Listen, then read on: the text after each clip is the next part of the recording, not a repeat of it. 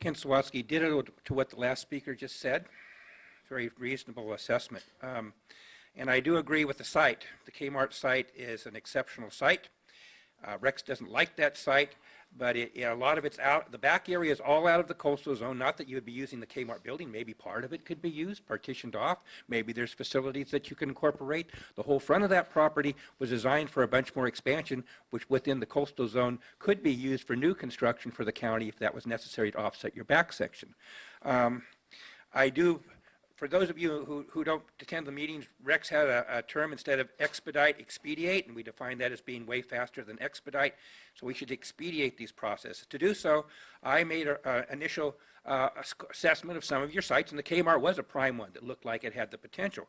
The other assessment I did, how do we do modular housing? Well, I went up to Hoopaw Tribe because they have a very large modular housing unit up there that is not being used whatsoever. They're looking for people to use that. Now, there are some constraints there. This has a choke thing. We can only bring out smaller units, not the regular size ones, but those can be easily designed. My son over in Australia does mining camps, and those are designed for that.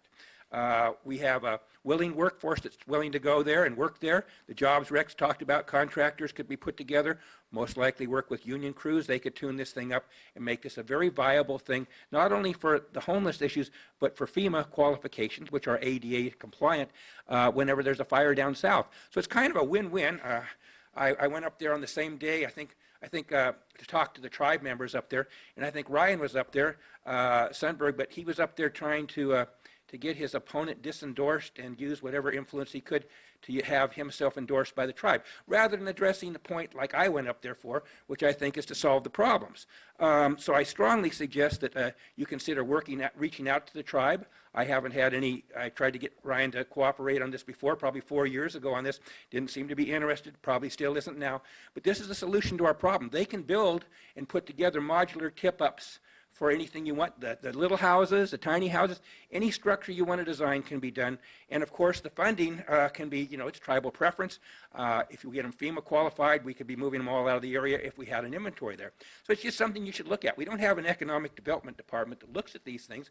You really need to get somebody involved here who will address those kind of problems so the rest of us who are trying to problem solve and have the desired money to work with the people in construction can have a site to do these kind of projects. Let's think outside the box a little bit. Let's throw some spaghetti against the wall rather than, I guess we have, what, $6 million, whatever, back in New York City of Headwaters Fund that could be lent, that's at 2%, that could be lent for this to the construction development projects of this nature. Now, I might, Estelle was trying to think what the number was there. Something like that. And it needs to come back here. It needs to be put to work for these kind of causes. Thank you for the opportunity to speak. Welcome.